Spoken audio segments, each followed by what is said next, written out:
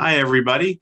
Welcome to tonight's discussion of Three Women, Robert Altman's film from 1977, and one of his more acclaimed films, I came to learn, in a career with a handful of very acclaimed films.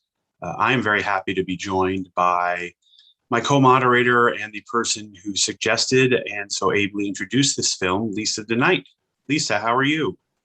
Doing well. How about yourself, Andrew? I'm doing fine, and I look forward to tonight's discussion because this is a movie that more than some others, I could use a little bit of help with. So I'm sure you're going to give a lot of folks a lot of help tonight, and this tonight at least I'll be on that bandwagon. But before we get to that, please keep your audio on mute unless you are asking a question. You will know to ask your question or make your comment because I will call on you.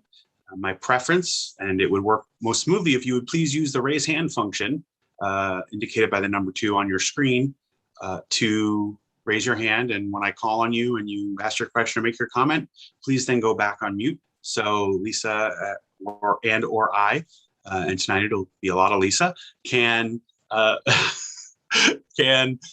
respond to your comment, answer your question, so on and so forth. We'd also love for you to use the chat. You can talk amongst yourselves in there. You can raise points that I might have forgotten to answer or address because I'm getting a little loopy, or just let us know where you're from. If you're new to Bmfi, you're new to our discussions, we would love for you to let us know where you're checking us out from. So that would be great. You can do all that in the chat window. And with that, I think we are ready to start. Let's see, who do we have with hands up? The Glussmans. Thank you so much, Glussmans, for coming quick unto the breach. How are you this evening? We are good. I am good. And I don't know. I'm going to start out with something different than what I had planned until last night this morning. I had a dream that I could only describe as if I tried to put it together. It would be called Four Men, and it would be just as challenging to put together as I think Altman's was from his dream. I'd have to morph these people together.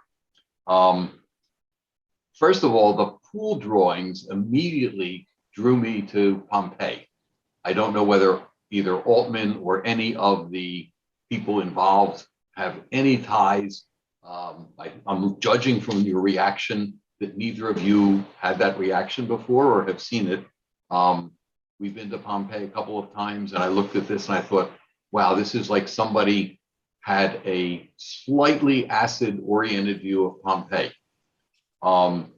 I thought that the phrase came to mind, a good man is hard to find. In this movie, there is no good man. The men are somewhere between and ugh, to make it palatable for a general audience. I thought that the traumatic scene with Willie's child attempting to be birthed, with Edgar not even present and Pinky so out of it, that it was like the transformation of her back to childhood, which is sort of what I realized afterwards from the ending scenes. I guess one of the questions is, what happened in his dream? At least what I read talked about the dream in general and talked about it inspiring this. But I don't know, Lisa, whether you have any knowledge on a little bit more about his dream and how it went this way. I appreciate that this is really one of your favorite all-time movies. I probably need to watch it 2 or 5 or 10 times more to get better understanding. There are places where Janice and I talked about it and like, what just happened? But at the end, it was certainly, cinematography was very interesting, very different. Your lead in about water took me about 20 seconds to agree and recognize it. And a dozen times I said to Janice, water, above water, below water, etc. So thank you. As usual, your your choices make interesting reading, interesting watching, reading some of the stuff that's behind it, and go with it. And thanks again. Well, thank you for that, David, and thank you for sharing your thoughts and for pointing out quite accurately, I think, that Lisa's introduction did do a good job of equipping us with some sort of expectations and, sort of interpretive filters and sort of, what to keep our eyes out for regarding symbolism. I would love to hear Lisa's thoughts on anything David brought up. David, thank you for giving so many great avenues to which to go down. I do have some very limited factual information on Altman's dream. He has said that he essentially had a dream in which Sissy Spacek and Shelley Duvall were playing two women in a movie that was called Three Women. So he dreamt the title, he dreamt his two of the three stars, and dreamt the general location of a dusty Californian desert. But he has also acknowledged that there's some identity shifting going on, but it wasn't like from start to finish he dreamt this movie up and then wrote it down. It was very, very vague, and informed from probably a lot of anxiety and trauma about his wife in the hospital. I don't know exactly why his wife was in the hospital, but apparently it was very touch and go. So there was a lot of fear and anxiety and worry, and that definitely propelled the dream, I'm sure.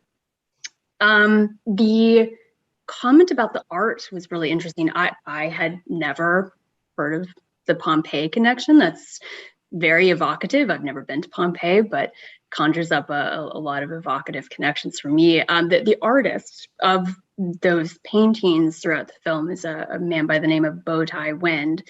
And I can understand, having never been to Pompeii, I can kind of understand, I suppose, why that would make that connection for you, because to me they are kind of ancient.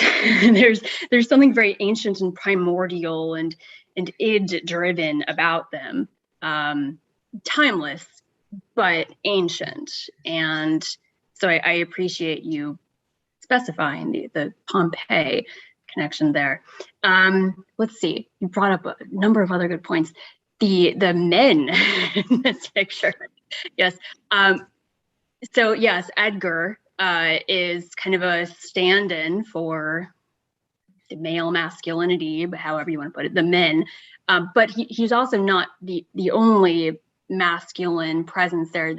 And what I love about the soundscape of this film is that there are, and visual landscape too, there are so many kind of ancillary men and some women characters, but mostly men.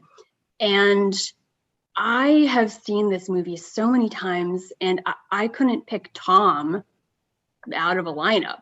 Like the oral soundscape, the visual landscape of these male characters is so background and sort of always sinister. Like, Tom isn't a sinister guy. Edgar is not really a sinister guy. He's a sad drunk who is a horrible husband. But there's even something just so sad and pathetic about him. He's not overly menacing. He's just sad. And I think that's such an interesting contrast with the masculine energy of Willie's paintings, which is very menacing, very phallic. And I love how that artistic impulse and the kind of caricature of American maleness that is Edgar all kind of bleeds together into, as you said, a feeling of ugh about the masculine presence in this film. And yet men are kind of responsible for the entire makeup of these women, especially Millie. She kind of orients her entire personality and being around the male presence, not a specific male presence, but just the male presence. So I feel like you probably mentioned one other detail too, but I will pass it back to Andrew because I've forgotten if you said anything else that was interesting. I'm sure you did. Well, I'm not someone who typically is the biggest fan of Robert Altman's films. And one of the sources of my personal lack of personal enjoyment of them is his soundscape, which is something that his films, particularly from this period, are very well known for and are widely appreciated for. But I must say, I think in this film, this is a very, very effective and interesting use of it, because we are it is to our benefit in terms of following the film, in terms of engaging with the characters, is to our benefit to watch Millie as she hears or pretends not to hear what these people in the background are saying about her. And the same is true of other characters to the extent that it happens with other characters. But with her, I found them to be the most prominent examples. Every time she would come and go, and there were the people around the pool or the doctors in the cafeteria who were ignoring her. And it is very evocative, and to me, it is very accurate. If you've ever been, walking through a mall, and for just some way, one person, you don't even know who it is, one comment, you hear something someone not near you, not talking to you, says, and you hear it so clearly. And sometimes, it makes an impact depending on what it is. But I've had that happen. And in those portions of this movie, I found that to be a very accurate rendering of that effect, and a tremendously relevant choice for sort of the point of this, which is, as Lisa was saying, this woman orients so much of her life around trying to appeal to these men, trying to interest them, trying to fit in with this crowd or that crowd. And we not only observe her failing, and can observe her failing sort of as, from the distance of being a viewer of this world, but we also get a sense that she has to, if she's able to be honest with herself, have some sense that she's failing too. And that tells us something about her continued efforts. And so I found that to be a wonderful use of a sort of technical, trait of Altman's here, and it really added something to the film for me. And I wasn't aware of the Pompeii connection either. I'm not sort of familiar with the art of that part of the world, but I think when you think about the isolation of that character, it's sort of interesting that Willie shouldn't be the most isolated character in a way, because she's ostensibly has a partner who is in a relationship with her, a relationship that is at least on terms enough for her to be pregnant. But she is clearly, perhaps more isolated than the other two women. And this movie is a scathing indictment. I shouldn't say indictment. That's too strong. It's a scathing portrait of masculinity.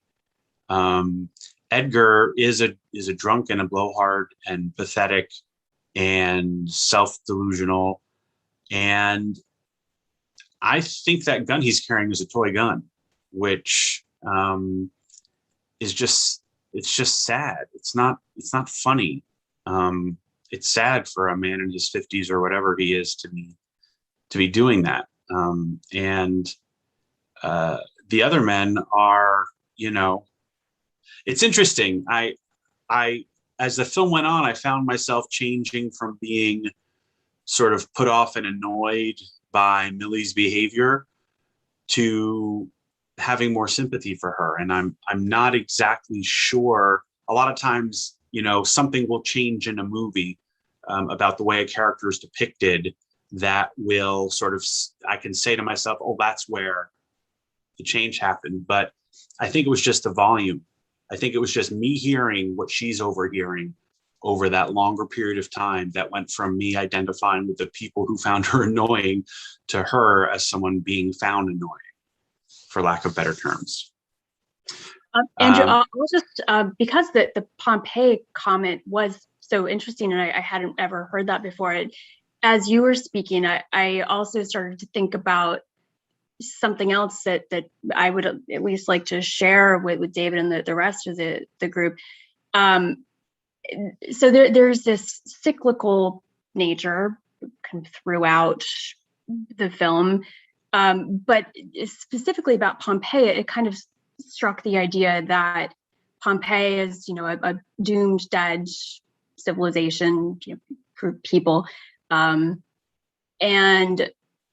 at the end of this film, and I'm sure we'll talk about the end more, you may get the distinct feeling that this is now an unsustainable, somewhat doomed new society that they've created, because it's just in the mold of what they knew before. So there's this kind of, you saying Pompeii and relating it to this art kind of, for me, conveys this feeling of cycling throughout history, and how everyone is just repeating the same forms of orientation of personality and society that fail time and time again.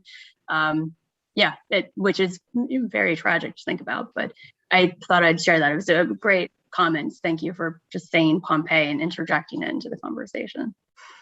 And I think there's a lot to what you said there, Lisa, because in addition to the presence of Shelley Duvall, I found myself thinking about The Shining when watching this movie, and I think it was because I saw in this movie that notion of cycles repeating, and sort of, quasi-parental or generational relationships that couldn't actually exist in quote unquote the real world, sort of carrying through here, the way sort of,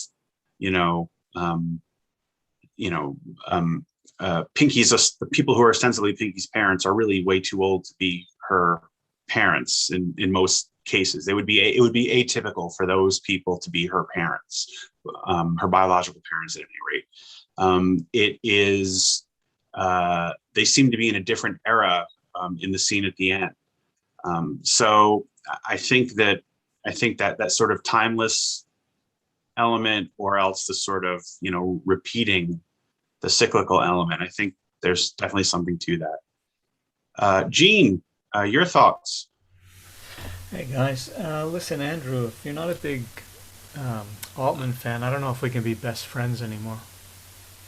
I'm just being honest. I will say though that Altman fan or no, I really dig your icon on your Zoom window there. So that's pretty cool. It's sort of Altman's persona. Right. Yeah. Thanks for such a brave choice, Lisa. Hope you don't get beat up too much by everybody. But I was so glad to see it again. I haven't seen it since probably the early 80s. And it's one of those films for me where I don't even need to understand all of it. It's just, I go along for the ride and the experience. And the performances by Shelley Duvall and Sissy Spacek were just so fascinating that I could have just hung out with them and watched them. And I love, Shelley Duvall in a lot of her films. She could easily be a caricature, but she's not. She plays things so straight, but there's so much subtle humor within them that I love. One of my favorite moments too, which is when, and I don't even remember this from before, but she's brushing her hair with a toothbrush. Do you remember that? Is that a real thing? Or is that, I don't even know. Do you have any girlfriends that do that with a toothbrush? I don't know. I don't. Definitely don't. Yeah. But so my bigger question though is, the Altman is known for giving his actors lots of room to develop their characters, even improvising and developing them on the spot during shooting. It seems like that would have been a tougher job to give the actors in a film like this that has much more of a specific narrative, or characters that need to fall into a certain type of behavior or have certain personalities to make the story work. Have you read anything or heard any stories about how much freedom they had to develop and collaborate on the characters? I have. I'm glad you asked, because this is one thing that I really let me step back. I am not a huge Altman fan. Let me just make that clear. Can't be best friends either. I love some Altman movies. So, but then there are others that I don't.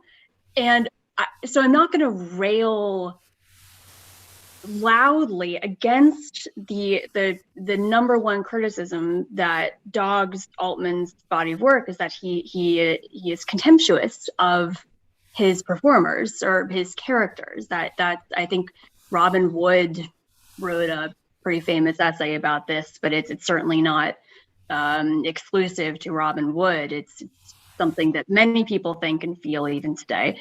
And I vastly disagree with that, even if I don't truly love every single one of Altman's films, because of this exact thing that you are bringing to the conversation. He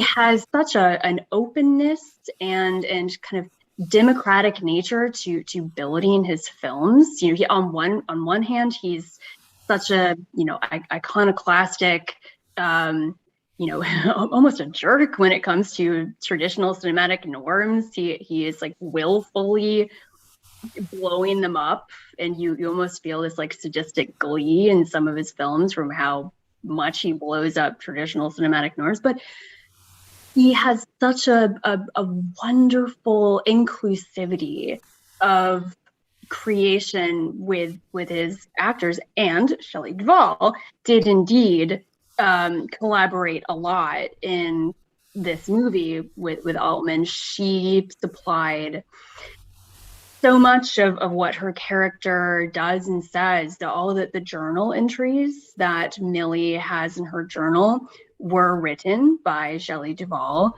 Shelley Duvall suggested all of the the recipes and built that kind of part of her character, who is just a patchwork of McCall's ads and Penthouse chicken recipes. And so yes, Shelley Duvall definitely contributed so much to the creation of her character.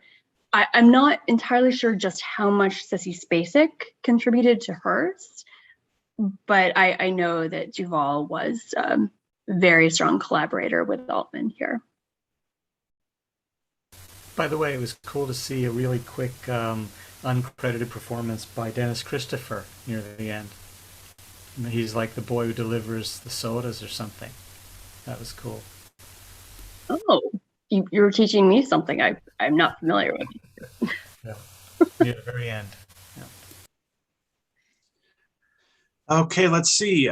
Stephen, your comment or question? Yeah,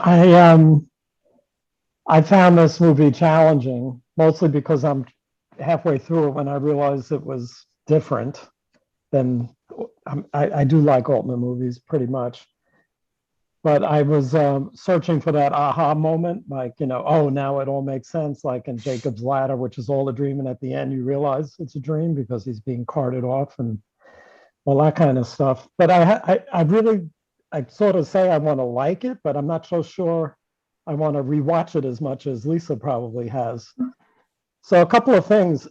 I think the paintings, what I saw in the paintings was always three women intertwined, like snakish figures, but they all had breasts and so I thought that was just like saying it's all the same person. So it's like, I see this, although it's not, there's no, I didn't see anything in the movie that you could point to that would definitively say that it was just, well, it's three aspects of womanhood or of a personality or something like that.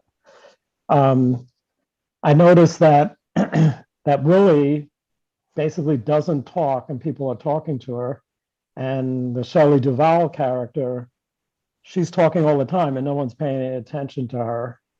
So I was wondering if anybody has any idea if that was a thematic intention of how, you know, that character or maybe women are treated or something like that.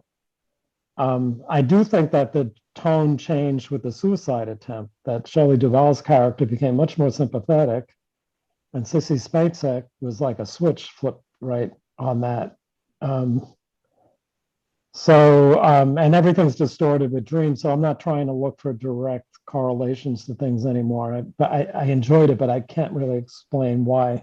So my question is, after all that, is Lisa, what makes it, you know, your favorite movie of all time and rewatchable? Something you can, do you see new things every time you rewatch it? And because that's what makes rewatching movies fun to me, seeing things that I've seen it 10 times, all of a sudden I see something I've never seen before. Stephen, that's exactly why. I've lost track of how many times I've seen this, at least 30, and I'm not exaggerating. And every time, and I rewatched it this weekend, so 31.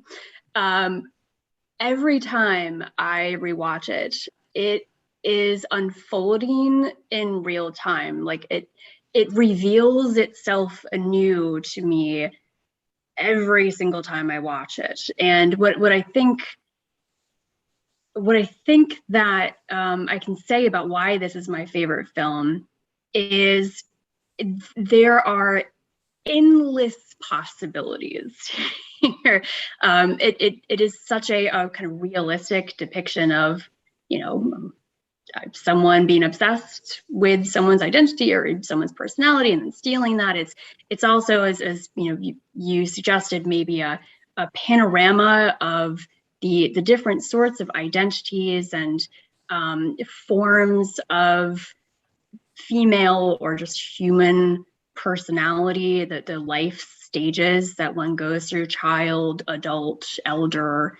It is precise and it is surreal all at once, and it lends itself to endless interpretations. And to that end, I don't have one specific interpretation for this. Every single time I go back to the well, I get a new one, and it's something that I'll just forever be wrestling with. And every single time I see it from here on out, it will mean something different to me. And it has also impacted me on kind of a fundamental level when I think about how I view myself and others. Andrew mentioned earlier that, you know, you had this change where you were repelled by Millie initially, and then you started to feel sympathy for her. And I tried to get at this a little bit in my intro about how absolutely uncomfortable and thorny the identification with characters is in this film, because you may, at least this has been my experience, I am at once repelled by the social ineptitude and recognize myself and the people that are, you know, whispering, muttering behind Millie's back. I recognize myself in Millie, the kind of superficial conformity that all of us are operating with, the need to, you know, be liked at a fundamental level and wanting to make connections. And so there's this very uncomfortable and multivalent identification that goes on in this film that really implicates, in a very not mean way, but it implicates the viewer. And I love how the camera really makes you an active participant in kind of moving around in this movie. That the camera is always moving and kind of focusing in on something. You're a very mobile viewer of this film, and from a visual perspective and from an emotional perspective and an identifying perspective as well. It's just, I've never seen anything else like it, and that's why it's my favorite. I think that I think this, and I may be getting into some I don't know if there's a better way to say this, but I think this is in a way a feminist film. I think it's a feminist film made by a male filmmaker who, and one, if memory serves, has not always been thought of as being the most the best collaborator for female performers in his films, perhaps in other regards. But I think that, you know, I think this movie, it forced me anyway to think about how women, some types of women in some periods in our culture, and maybe even still in our culture, are perceived, and how they feel about how they are perceived, and how they feel about not being heard. And either because they don't feel they can speak, as Willie doesn't seem to feel, or because they speak a lot and are ignored, as Millie seems to feel, or how they are infantilized, as Pinky is in the beginning. And it occurred to me that there's a very smart choice being made at having Millie show up as this unformed person starting work, because it's a dynamic where an adult, someone of adult age, is treated like a child when they start something new, like a job like that, with all sorts of rules and procedures and all that. I mean, other choices are made. I mean, she's blowing in her bubbles in her soda like a kid does. I mean, there are other ways in which she's shown to be sort of, you know, the youngest version of a woman, with Millie being in the middle and Willie being later. And of course, it just occurred to me that Millie and Willie just sort of flipped the M or the W, and there you go. That took me, you know, I don't know how many days to figure that one out. But I think that, you know, I think that the way the movie is structured, and as a viewer, and this goes to something that that Steve was talking about, sort of waiting for that aha moment, looking for that element that would allow me to sort of draw the connecting through line through all the pieces, you know, in a way made me perhaps, you know, focus in more on the characters and look for the similarities in their depictions and the way they are sort of treated by others. And I think that is a message about, it's probably a message about many things, but I think for Altman, I think it's his attempt to sort of say, you know, I'm starting to see the sometimes impossible dynamics women find themselves in. And this film is at least a little bit about that. And when you were talking, just made me think of Cookie's Fortune, which has a very similar three women at different stages, one repressed, one controlling, and the other one youthful and sexual. So I don't know if there's any connection, but it just popped into my head. I wonder if there is any thematic connection. That's an interesting point. Thanks for mentioning that, Steve. Ken, you have a question or comment? Yes. Hi. I was once in Pompeii, and it didn't occur to me when I was watching the movie, the similarities. But when your first caller mentioned it, I thought that was very, very apropos, since those were supposedly scenes of orgies and bacchanals, and that's what they envisioned themselves. is living this orgy type lifestyle, even though there wasn't really a lot of action going on. I'd say about halfway through the movie, I kept saying, what am I getting out of this? Because I really didn't like the characters that much, male or female. But out of respect for Lisa and all the fine reviews she's given us, seriously, you've always steered us correctly. So I said, out of respect, I'm going to continue watching it. And the result is the one character I kind of liked in the beginning was Edgar. And I quickly, and all of a sudden reached a turning point where I couldn't like him either. But he was, in the beginning, he was the nice guy. He was friendly to them. He until you realized that he was sleeping with everybody there while his wife was pregnant. And I've seen, it reminded me of one or two other things. Sissy Spacek seemed like, I don't know if this was before or after Carrie, but she seemed to be a very similar character.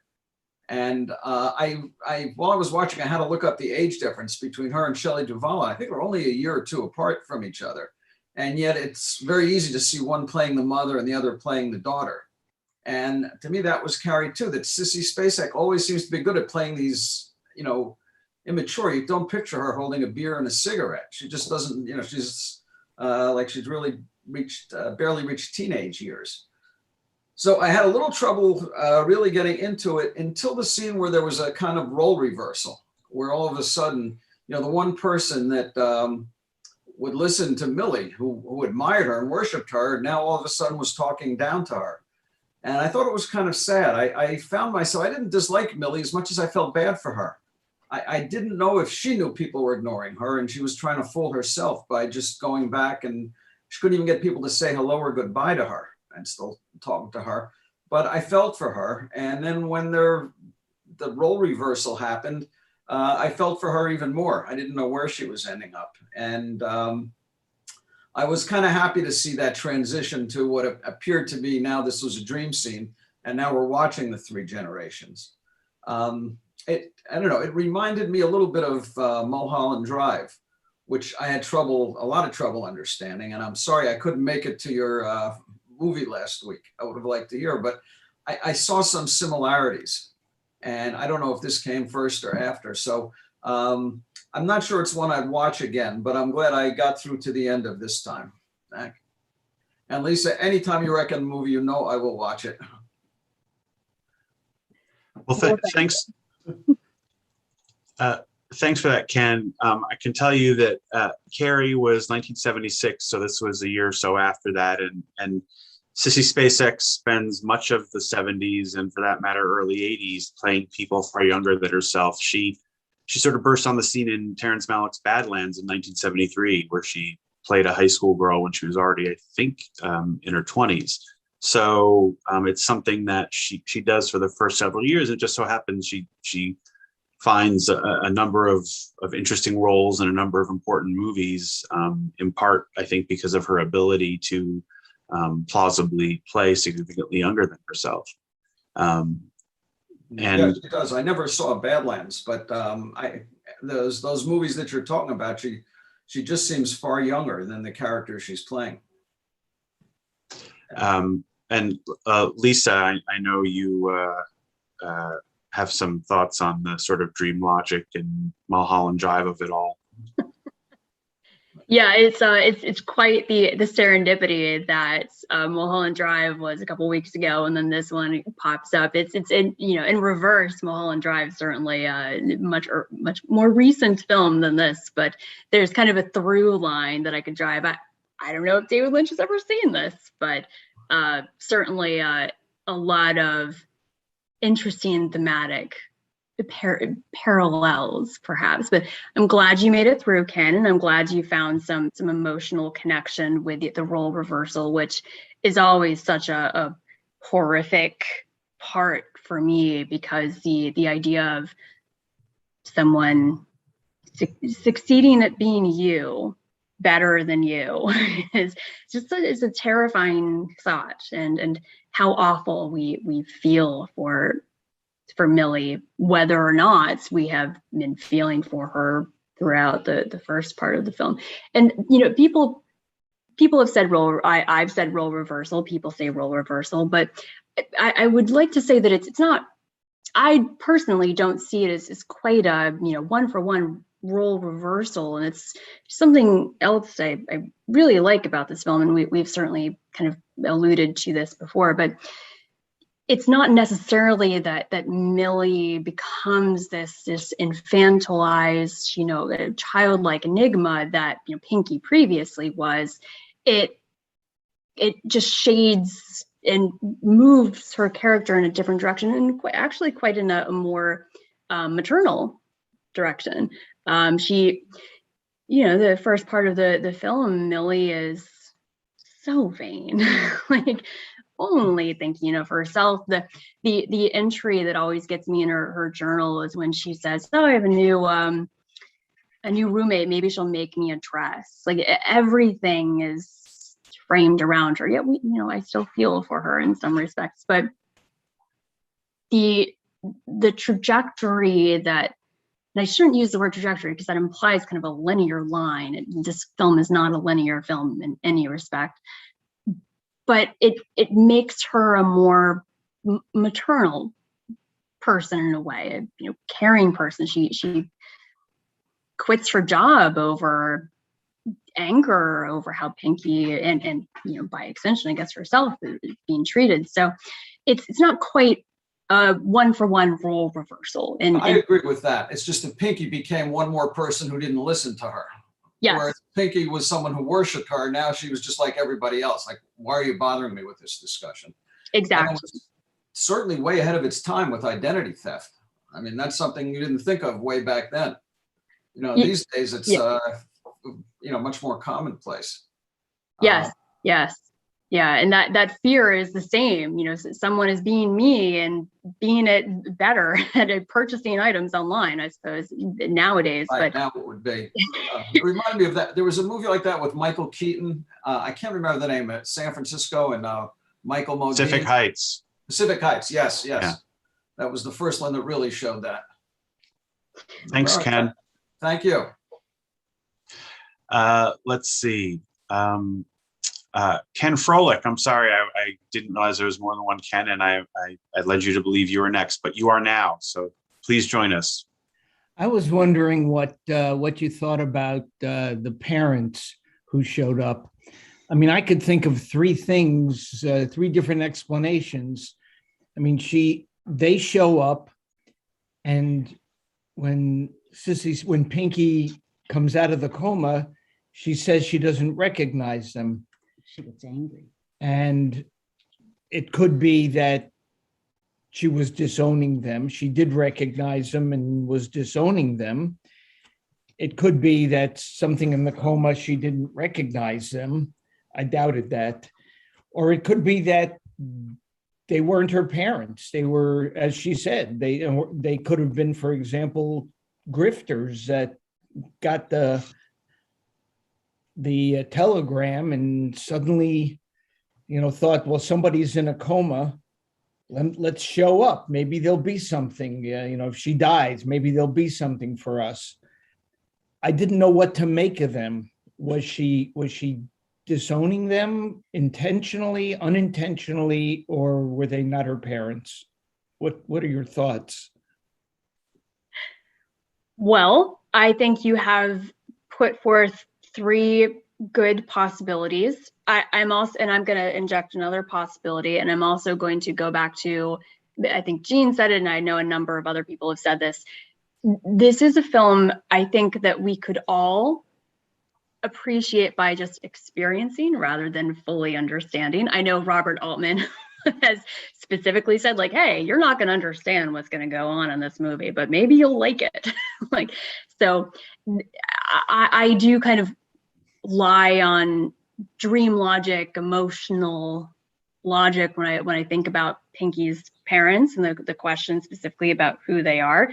But I also think that there are some actual answers within the plot, the story that this film is giving up, because again, it is such a realistic happenstance of a movie, but it also is this surrealistic, dreamlike space. So another suggestion that I would add is that Millie doesn't have parents anymore. Her mother gave her up, and her father I don't think we actually learn anything about her father, but Millie has, said that she hasn't seen her mother since she was 11.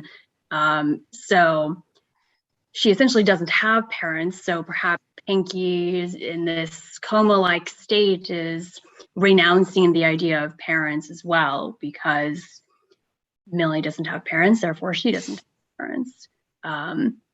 But I like the ideas that you threw out too. If I'm actually pressed to give an answer, I do think they're her parents. Like, whether that means grandparents or guardians, I think they're related to her in some respect, whether or not they birthed her. And she is rejecting them out of hand.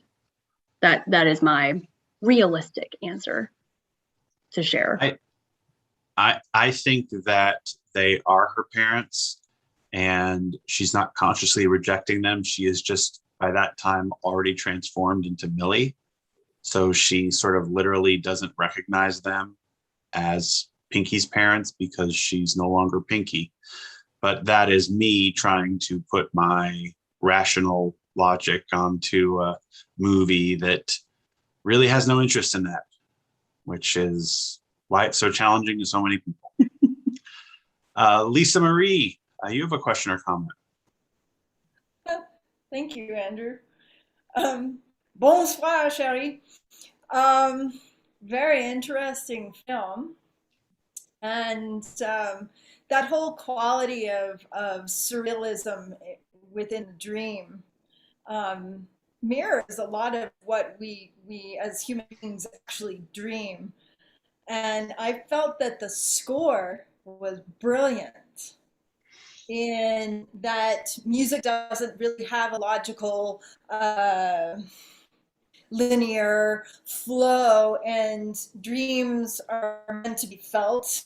And a lot of Jungian psychologists have people write or draw or paint their images that they dream. So the fact that the art was in there and the music, and Michael Parloff, who is a big wig in the flute circles, I knew who he was. I was like, oh, wow, that was cool. And Michael Parloff playing the flute. The flute has symbolized mythical creatures throughout time. And those images that were painted everywhere, many of them around water,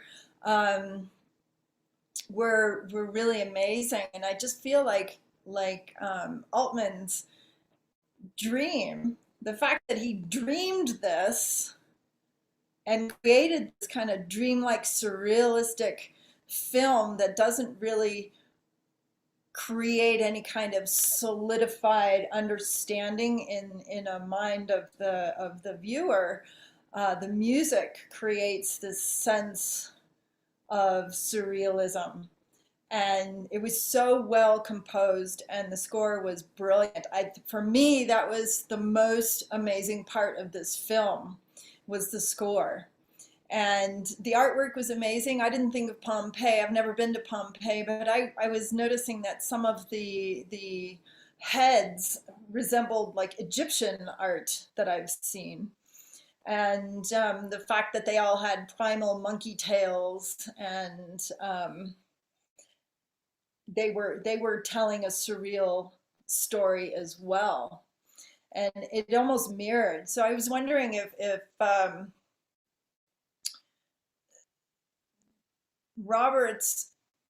Robert Altman's having a dream and then trying to put it onto film, if he himself was trying to figure out the meaning of this dream, having so many archetypal qualities between these women and also the men that I also thought were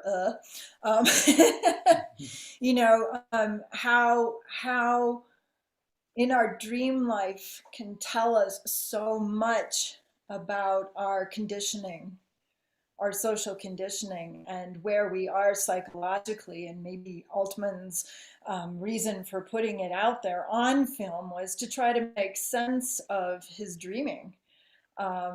like a therapist would have their patients draw or paint their dream to try to feel into the reality of their world, of their psyche.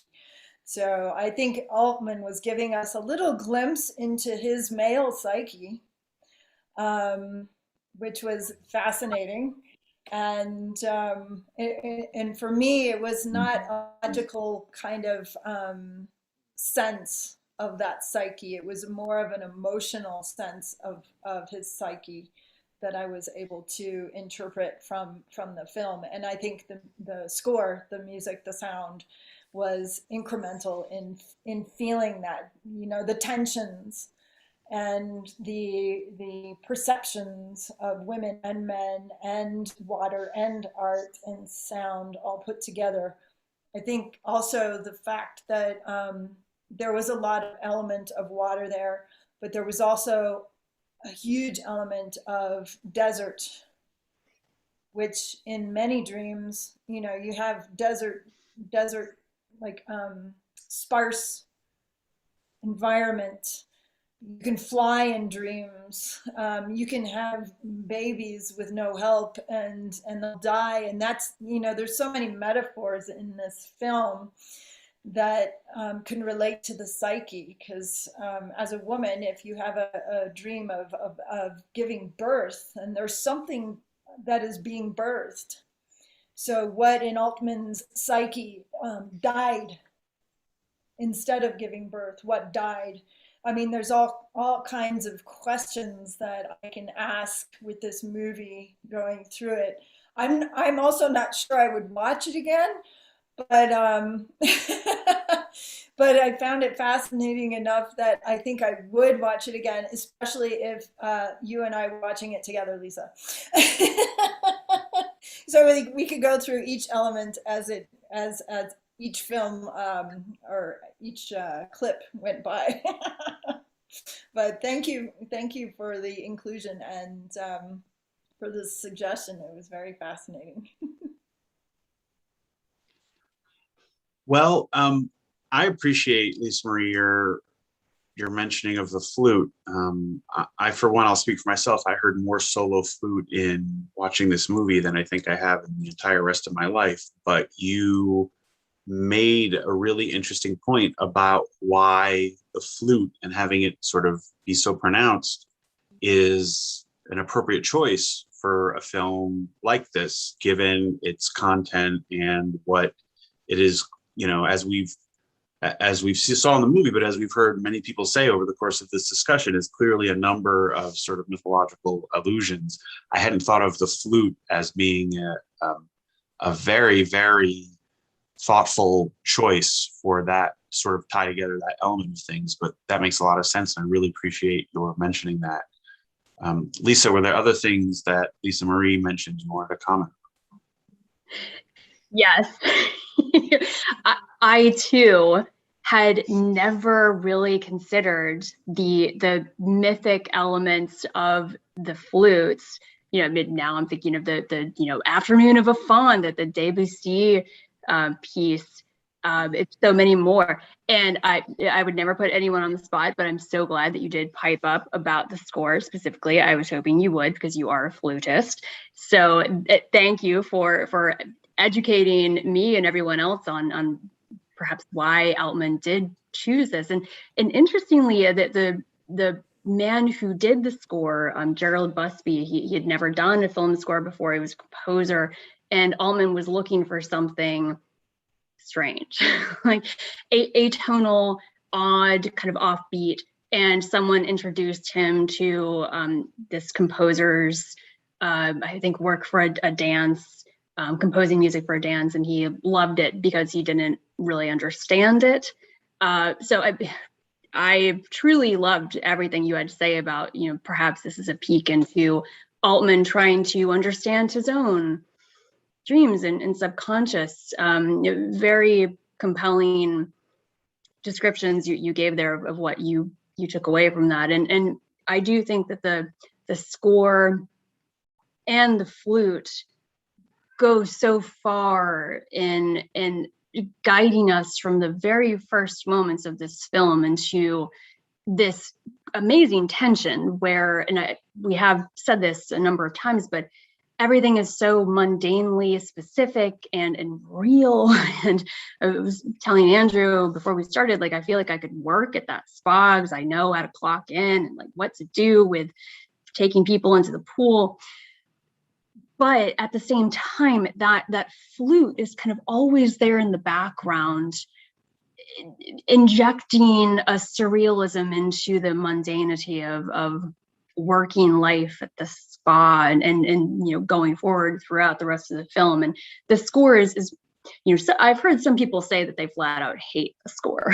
So I see Andrew shaking his head. But I think the score is so integral to the emotional guidance through this film, which is to say it is not literal at all. The music, the personalities, the identities, that the shifting nature of this film is kind of crystallized in the sound of the flute and the score, and it's also perfect.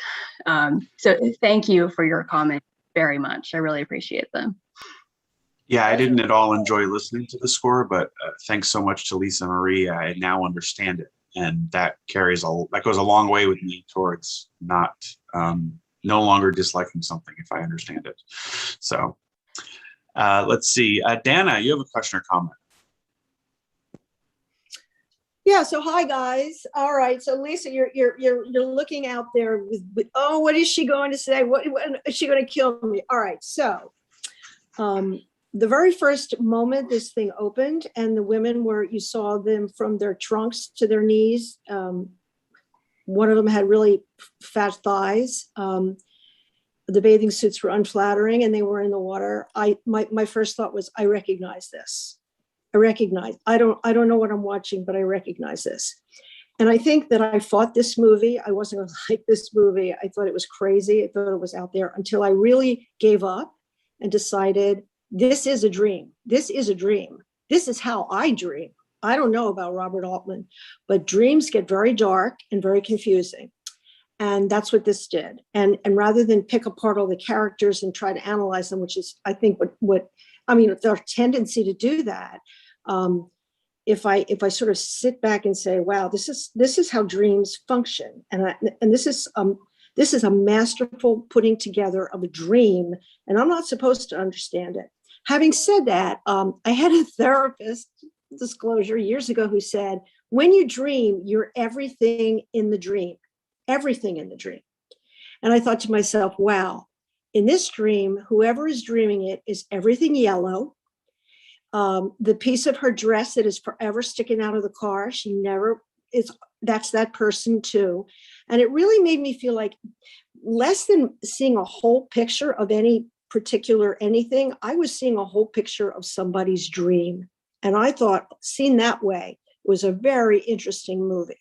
It made me feel like I don't have to understand all these people. I don't have to understand everything that's going on. I don't even really have to like it, but I do have to appreciate that this is a really interesting depiction of how people dream. Sometimes it seemed really dreamy. Sometimes it wasn't at all, but I bought it at that point. So jumping from that, I want to say something else. And Andrew, you're going to bite my head off, but you really will, Andrew. I saw a connection between this movie and Midnight Cowboy on some peculiar, and I know you love that movie, and I do too, Andrew. In a peculiar way, this was kind of a feminist extension of what Midnight Cowboy introduced a few years before, sort of a, how do I find myself coming from another place to a new place? In this case, it was also coming from Texas. One, of course, went to New York, and the other went to this Dust Bowl in California. But it's lonely people, in this case, lonely feminine people or feministic-like people who are trying to find themselves, and they're sucking the life out of other people, either out loud or quietly. Because I think Willie does a lot of sucking too, even though she says nothing. And there was that sense of that symbiotic sense. Sometimes you help somebody, sometimes you don't. But if you're isolated and you're in a new place, there are all sorts of options. And that's a very 70s feeling. That was a very common feeling in movies of that time, coming out of Vietnam and in the midst of it. And I remember that. So this movie sort of, it sits right in where it belongs in terms of timing. And I don't know if you know what I mean by Midnight Cowboy, but it's that same sort of there's almost a sexuality. There's almost, I think there was sort of something homosexual in the Sissy Spacek, Shelley Duvall thing. I don't think Sissy Spacek was interested in men particularly. I got that sense. So there was that too. But so anyway, I don't want to labor it, but the dream thing really worked for me. And I don't know, I just, that Midnight Cowboy thing, it just hit me. So this was an interesting movie, and this was a good choice. And it stayed with me. I thought about it when I woke up this morning. I watched it last night. I was thinking about this movie this morning. I was thinking, what the hell was it and all that? But I was thinking about it. So thanks for this. Really, Lisa, I always like your movies. That's it for me. Thanks so much for that, Dana. I'm not going to bite your head off. I don't. I never would have thought of that similarity in a million years, but I think you make a very interesting case for it. And I think it does have to do with a sort of historical moment, even though these movies are a good sort of 8 years apart or so. I think that's that era. And I think there are similarities, and I think there are differences. But I think isolation and loneliness and people lashing out who are feeling those things and trying to get from others what you feel you are lacking, even in constructive ways and in, hurtful ways, and, counterproductive ways, and ways that hurt the person that you're trying to get the thing from as well.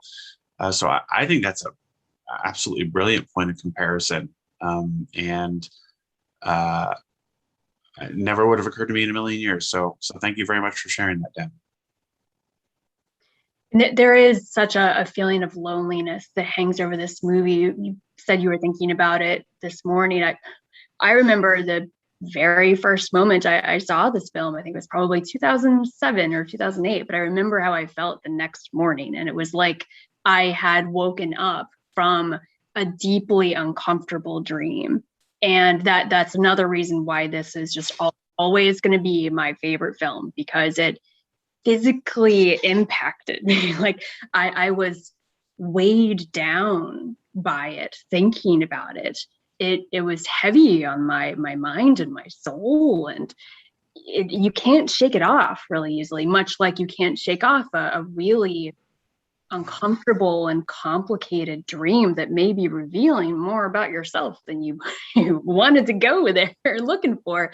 So that's another reason why this movie is so thrilling to me. And you put it so perfectly. It is a dream. Like we could continue saying that the same beats where it feels extremely realistic, it feels very dreamlike, but I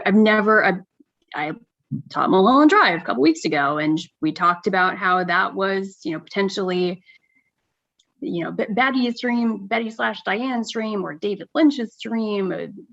Lots of dream talk there too, which is valid.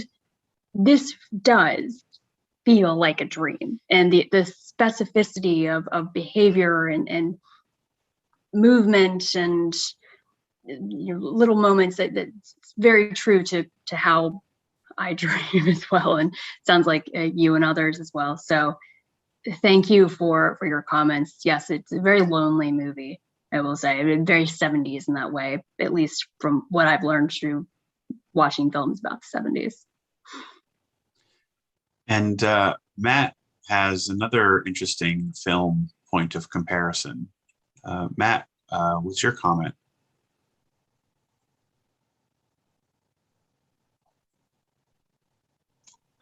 There, thanks, Andrew. I watched the movie in the way that Lisa suggested one should, just take it in and accept it as it is and not think too much about it. But when the movie was over, I couldn't get the thought out of my head that this film had a lot of parallels to Once Upon a Time in Hollywood, or really the other way around, since, of course, Three Women predated Once Upon a Time by decades.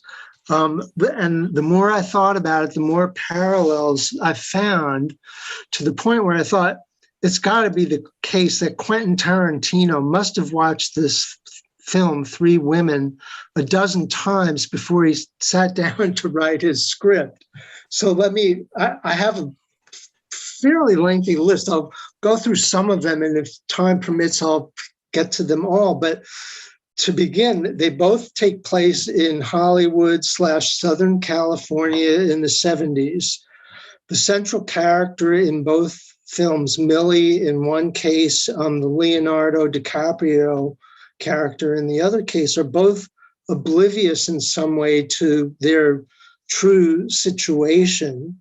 They both have a loyal companion, a Sancho Panza to Don Quixote, Pinky in one case, Brad Pitt in the other, who just supports everything that they do.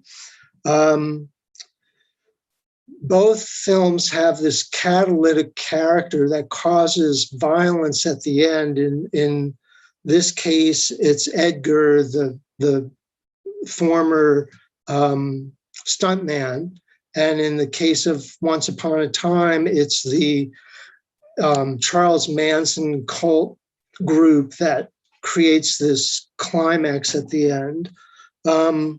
Both films have these passed up Western movies stuntmen. In one case, Leonardo again, in this case, Edgar. I should say, by the way, I don't know what all this means. I just think the parallels were so striking that I had to believe it was not unintentional. Both films have this ranch-like place, or a ranch with a shooting gallery in one place, and very dusty place with split rail fences. They both have that ranch that's sort of a location for some of the action and some of the climax of the movies. Both films have this innocent waif in them. In this case, obviously, Pinky, especially Pinky at the end when she literally turns into a child again. And in the case of Once Upon a Time, there's that young child actor who plays the scene with Leonardo DiCaprio, who kind of is supportive of Leonardo's acting abilities. And then both films have a character that's very similar. In one case, Sharon Tate in Once Upon a Time, and in this film, Millie plays this character who's very into fashion and appearance and sort of awkward in social situations. So they're kind of, it's a little bit of a stretch, but kind of similar. And both were based on, in some sense, some attachment to Southern California. Tarantino's film was very much an homage to Hollywood in the 1970s, and this was Three Women wasn't an homage by any stretch, but it was very attached to the Southern California milieu. And then one I didn't think of until tonight, till Lisa DeNight mentioned it. Both films were very dreamlike. The Three Women, obviously, and Once Upon a Time in Hollywood, it was a fairy tale about Hollywood, and almost by definition was dreamlike. So I got through my whole list in a reasonable amount of time. I'm not sure what the significance of it all is, but I just found the parallels so striking that I couldn't let go of it. Well, thank you for sharing that, Matt. Again, that never would have occurred to me in a really long time, just like with Midnight Cowboy. I think these are similarities of a different nature. I think some of them are superficial. I think some of them are perhaps a bit more meaningful. I think that one thing that the movies have in common, and this is something that you can find throughout sort of the history of American cinema, but that doesn't mean that it's not a choice that's being made in both of these films. And that is the connection between sort of this image of the cowboy in the American West, and as a sort of, stand-in or piece for larger notions of American masculinity. And we see that. I think there are elements in which that is significant and an important choice in Once Upon a Time. And I think it's definitely true here in terms of Edgar. Edgar could have been a lot of things. It would have made total sense for him to be, law enforcement but as someone who not only used to be, as you say, a sort of Western stuntman, but still sort of lives that part, sort of plays that role, even though he really has no reason to. I think there are similar comments being made in the films about American masculinity. And to me, that's, again, I wouldn't have thought of it, but that's an interesting similarity with some real sort of, thoughtfulness to it. And it makes me think about Once Upon a Time and the role the sort of Western elements played in that in a way I hadn't thought of before. I thought about him in this movie because there's really the one male character who, and that choice was made for him, but I hadn't thought about those elements in Once Upon a Time. So that's the interesting comparisons. Lisa, your thoughts? Yeah, similarly, I had never really thought about the kind of performative masculinity as viewed through cinematic genre in Once Upon a Time in Hollywood. So I had never really thought about that either. Interesting connection there. Quentin Tarantino's dream is so much more specific with Once Upon a Time in Hollywood. What if, sadness and sweetness, and that definitely resonated with me greatly in that movie. Robert Altman's dream is much more complicated and insane and unsustainable and really uncomfortable in ways that I didn't feel were overly complicated by Tarantino's dream of revisionist history in Once Upon a Time in Hollywood. But you've definitely given me food for thought with some of those parallels. Thank you. Yeah, thanks a lot, Matt. And thank you to all of you for joining us tonight. We had a very interesting discussion. Lisa and I were saying that we sort of didn't know what reception the film would get. And we both should have known that with this crowd and the thoughtful introduction Lisa provided, that people would be willing to sort of go on the journey with us, and they certainly were. And we appreciate it. We have some upcoming film studies opportunities. A Hard Day's Night, the seminar on A Hard Day's Night is sold out at BMFI, but you can attend it virtually via our remote classroom. And we have 2 more seminars scheduled for the remainder of the year. One on the very important film, the part of the Black cinema renaissance in America in the 90s, Boys in the Hood. That's on November 16th. And then It's a Wonderful Life, a seminar for that classic film where you will not just get to see and enjoy the film, but learn more about it and how it came to be held in the regard in which it currently is, because it certainly wasn't always. And both of those seminars you can attend either at BMFI in person or via our remote classroom. And the reason you can do that is we are open. We are showing movies. We're showing lots of movies. We're showing lots of good movies. I know that there's at least one person on this Zoom who was very happy we were showing The French Dispatch, and that is our resident Wes Anderson expert, Lisa. But that film is still at BMFI, and we've got a bunch of great ones coming through. We're open for business, and it's a great experience. So we hope you'll come back to the theater. And that does remind me that I should thank Lisa for joining us and for suggesting this film, which, while I did not find it as buoyant as many a Wes Anderson film, I am very glad that you recommended it and helped us with, I think it was a very interesting discussion. So thank you, Lisa. Thank you, guys. I force these movies on you only so I can hear what you have to say about them, so I can take this good stuff away. So I'm very selfish in inflicting these on you. So thank you, everyone, for your thoughts on my favorite film. And Lisa, since this is the last time we'll be doing one of these this year, it gives me a great opportunity to thank you for helping BMFI by sharing your expertise and your suggestions and your time with us out of your sort of own interest and generosity, the way you have tonight and have so many times over the course of the last nearly 2 years. And many of you who are with us have supported BMFI financially and otherwise over this long period. And we would appreciate it if you would be willing to do so again. There's lots of ways you can help. Please visit brynmarfilm.org to support BMFI however you see fit. We certainly appreciate your support, and we look forward to seeing you again soon in the theater or online. Take care, everybody. Bye, everyone. Good night. Thank you again, guys.